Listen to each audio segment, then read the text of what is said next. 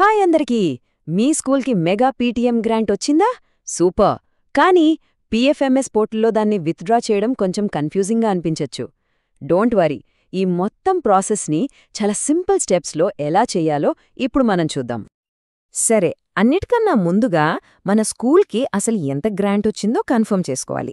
ఇక్కడ చూడండి, మీ school students స్ట్రెంగ్త్ని బట్టి మీకొచ్చే గ్రాంట్ అమౌంట్ ఈ టేబుల్లో ఉంటుంది. ఫర్ ఎగ్జాంపుల్, ఒకవేళ 100 మంది స్టూడెంట్స్ ఉంటే 2250 రూపాయలు వస్తాయన్నమాట. సో ముందుగా మీ స్కూల్ ఏ కేటగిరీ కిందకొస్తుందో చెక్ చేసుకోండి. ఈ మొత్తం ప్రాసెస్ని మనం ఒక 5 సింపుల్ పార్ట్స్గా డివైడ్ చేసేసాం. ఫస్ట్, అసలు ఈ సిస్టమ్ ఏంటో అర్థం చేసుకుందాం.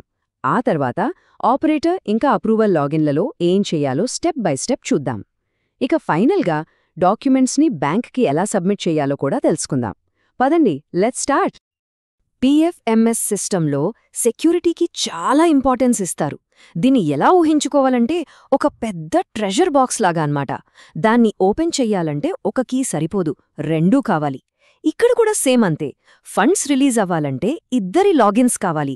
ఒకరు బిల్లు ప్రిపేర్ చేయడానికి, ఇంకొకరు దాన్ని అప్రూవ్ చేయడానికి.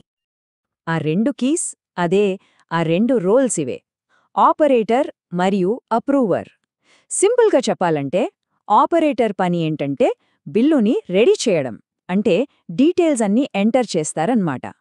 ఇక అప్రూవర్ ఏం చేస్తారంటే ఆ డీటెయిల్స్ అన్నీ కరెక్ట్గా ఉన్నాయా లేదా అని చెక్ చేసి ఫైనల్ ఓకే చెప్తారు. ఇలా చేయడం వల్ల మిస్టేక్స్ జరగవు, సెక్యూరిటీ కూడా పెరుగుతుంది. రైట్, ఇక యాక్షన్లోకి దిగుదాం. ఫస్ట్ స్టెప్ ఆపరేటర్ లాగిన్లో స్టార్ట్ అవుతుంది. బిల్లుని ఎలా క్రియేట్ చేయాలో ఇప్పుడు చూద్దాం. ఓకే, ఆపరేటర్ లాగిన్ అయ్యాక స్క్రీన్ మీద కనిపించే మెనూలో ఎక్స్పెండిచర్కి వెళ్ళాలి. ఆ తర్వాత యాడ్ న్యూ మీద క్లిక్ చెయ్యండి. మన బిల్లు తయారీ ఇక్కడే మొదలవుతుంది. ఈ స్క్రీన్ రాగానే చెయ్యాల్సిన మొదటి ఇంకా మోస్ట్ ఇంపార్టెంట్ పనేంటంటే బ్యాంక్ అకౌంట్ని సెలెక్ట్ చేసుకోవడం. అది సెలెక్ట్ చేయగానే మీ అకౌంట్లో ఉన్న గ్రాంట్ అమౌంట్ అక్కడ కనిపిస్తుంది. ఒక్క విషయం గుర్తుంచుకోండి, వేరే ఏ ఫీల్డ్స్ని అస్సలు టచ్ చేయొద్దు. ఓకే, ఇప్పుడు కొన్ని ఇంపార్టెంట్ డీటెయిల్స్ ఫిల్ చేయాలి. వెండర్ పేరు, శాంక్షన్ డేట్, ఇంకా టోటల్ గ్రాంట్ అమౌంట్ని ఎంటర్ చేయండి. ఇక్కడ చాలా చాలా ఇంపార్టెంట్ విషయం, లెటర్ నంబర్. ఇది యునీక్గా ఉండాలి. అంటే మీరు ఇంతకుముందు వాడిన నంబర్ ఇస్తే సిస్టమ్ తీసుకోదు. సో కొత్త నంబర్ ఇవ్వండి. Next step, scheme component select చేసుకోవటం. ఇది చాలా జాగ్రత్తగా చేయాలి. ఫస్ట్ సమగ్ర శిక్షాని సెలెక్ట్ చేసుకోండి. మీది ప్రైమరీ స్కూల్ అయితే ఎలిమెంటరీ అని, హై స్కూల్ అయితే సెకండరీ అని సెలెక్ట్ చేయాలి. ఆ తర్వాత స్క్రీన్ మీద చూపించినట్టుగా మిగతా డీటెయిల్స్ ఇచ్చి యాడ్ క్లిక్ చేయండి. డీటెయిల్స్ అన్నీ ఇచ్చి సేవ్ మీద క్లిక్ చేయగానే సిస్టమ్ ఒక వౌచర్ నంబర్ జనరేట్ చేస్తుంది. ఇది మీ ట్రాన్సాక్షన్కి ఒక ప్రూఫ్ లాంటిది. ఇప్పుడు పేమెంట్ డీటెయిల్స్ ఇవ్వడానికి ఎస్ క్లిక్ చేయాలి. ఇక్కడ మనం పేమెంట్ ఎలా చెయ్యాలో కన్ఫర్మ్ చేస్తాం. ఇన్స్ట్రుమెంట్ టైప్ దగ్గర ఈ పేమెంట్ యూజింగ్ ప్రింట్ అడ్వైస్ అని సెలెక్ట్ చేయండి. దీని మీనింగ్ ఏంటంటే మనం ఒక ప్రింటెడ్ డాక్యుమెంట్ని బ్యాంక్కి ఇస్తామని సిస్టమ్కి చెప్తున్నాం. ఆ తర్వాత కన్ఫర్మ్ క్లిక్ చేస్తే సరిపోతుంది. ఇది ఆపరేటర్ పనిలో ఫైనల్ స్టెప్, ఇంకా చాలా ఇంపార్టెంట్ కూడా. అన్నీ ఒకసారి చెక్ చేసుకుని సబ్మిట్ ఫర్ అప్రూవల్ బటన్ని క్లిక్ చేయండి. దీంతో ఆపరేటర్ పని అయిపోతుంది. ఒక్క విషయం, పొరపాటున కూడా క్యాన్సిల్ ట్రాన్సాక్షన్ క్లిక్ చేయకండి, లేదంటే మళ్ళీ అంతా మొదట్నుంచి చేయాల్సొస్తుంది. ఆపరేటర్ పని పూర్తయింది కదా. ఇప్పుడు ఆ బిల్లు 2వ కీ కోసం, అంటే ఫైనల్ అప్రూవల్ కోసం అప్రూవర్ దగ్గరికి వెళ్తోంది. సరే, ఇప్పుడు మనం అప్రూవర్ లాగిన్లో ఉన్నాం. వాళ్ళ ఫస్ట్ పనేంటంటే ఆపరేటర్ పంపిన బిల్లుని వెతకడం. ఎక్స్పెండిచర్ మెనూలో అప్రూవ్కి వెళ్ళాలి. అక్కడ స్కీమ్లో సమగ్ర శిక్షాని సెలెక్ట్ చేసి సర్చ్ క్లిక్ చేయగానే పెండింగ్లో ఉన్న బిల్లు మనకి కనిపిస్తుంది.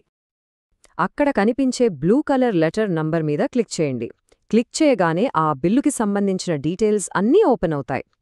అప్రూవ్ చేసే ముందు ప్రతి డీటెయిల్ కరెక్ట్గా ఉందో లేదో చెక్ చేసుకోవడం అప్రూవర్ బాధ్యత. అంతా కరెక్ట్గా ఉంది అని కన్ఫర్మ్ చేసుకున్న తర్వాత అప్రూవ్ చేయడం చాలా ఈజీ. అప్రూవ్ బటన్ క్లిక్ చేసి రిమార్క్స్ బాక్స్లో అప్రూవ్డ్ అని టైప్ చేసి ఫైనల్గా ఇంకోసారి అప్రూవ్ క్లిక్ చేస్తే చాలు. ఈ అప్రూవ్ బటన్ ఒక డిజిటల్ సిగ్నేచర్ లాంటిది. ఇది క్లిక్ చేస్తే ఆన్లైన్ ప్రాసెస్ మొత్తం కంప్లీట్ అయినట్లే. ఒకవేళ బిల్లులో ఏమైనా తప్పులుంటే రిజెక్ట్ చేయొచ్చు. కానీ గుర్తుంచుకోండి, అలా చేస్తే బిల్లు మొత్తం క్యాన్సిల్ అయిపోతుంది. మళ్ళీ ఆపరేటర్ ఫస్ట్ నుంచి మొదలుపెట్టాలి. అప్రూవల్ అయిపోయిన తర్వాత సిస్టమ్ ఒక చాలా ఇంపార్టెంట్ డాక్యుమెంట్ని జనరేట్ చేస్తుంది. అదే ప్రింట్ పేమెంట్ అడ్వైస్ లేదా సింపుల్గా పీపీఏ.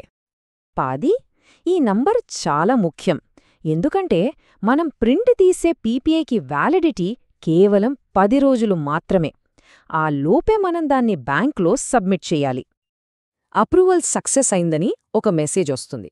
అక్కడే పీపీఏ ఎప్పటివరకు వ్యాలిడ్ అనేది కూడా చూపిస్తుంది. వెంటనే print payment advice button click చేసి ఆ డాక్యుమెంట్ని ప్రింట్ తీసుకోండి. ఓకే, ఆన్లైన్ పని మొత్తం అయిపోయింది. ఇప్పుడు లాస్ట్ ఫేజ్, ఇది ఆఫ్లైన్లో జరుగుతోంది. అదే మనం ప్రింట్ తీసిన పీపీఏని బ్యాంక్కి సబ్మిట్ చేయడం. బ్యాంకుకి వెళ్లే ముందు ఈ చెక్లిస్ట్ ఫాలో అవ్వండి. పీపీపీఏ ప్రింటౌట్ మీద హెడ్ మాస్టర్ ఇంకా ఎస్ఎంసీ చైర్పర్సన్ సైన్స్ తీసుకోవాలి. ఆ తర్వాత పీఎఫ్ఎంఎస్ స్టాంప్ వేసి ఆ 10 రోజుల లోపలే బ్యాంకులో సబ్మిట్ చేయాలి. మనం పీపీఏని బ్యాంక్లో సబ్మిట్ చేసిన తర్వాత మన పని అయిపోయినట్టే. బ్యాంక్ వాళ్లు దాన్ని ప్రాసెస్ చేసి ఫండ్స్ని డైరెక్ట్గా వెండర్ అకౌంట్కి వేస్తారు. అంతే, మెగా పీటీఎం గ్రాంట్ సక్సెస్ఫుల్గా విత్డ్రా అయినట్టే. సో ముగించే ముందు ఒక్కసారి గుర్తు చేస్తున్నా, ఈ మొత్తం ప్రాసెస్లో టైం చాలా ఇంపార్టెంట్. మీ పీపీఏని ప్రింట్ చేసి సైన్స్ తీసుకుని 10 రోజుల గడువులోగా బ్యాంక్లో సబ్మిట్ చేశారా? ఈ పాయింట్ అస్సలు మర్చిపోవద్దు.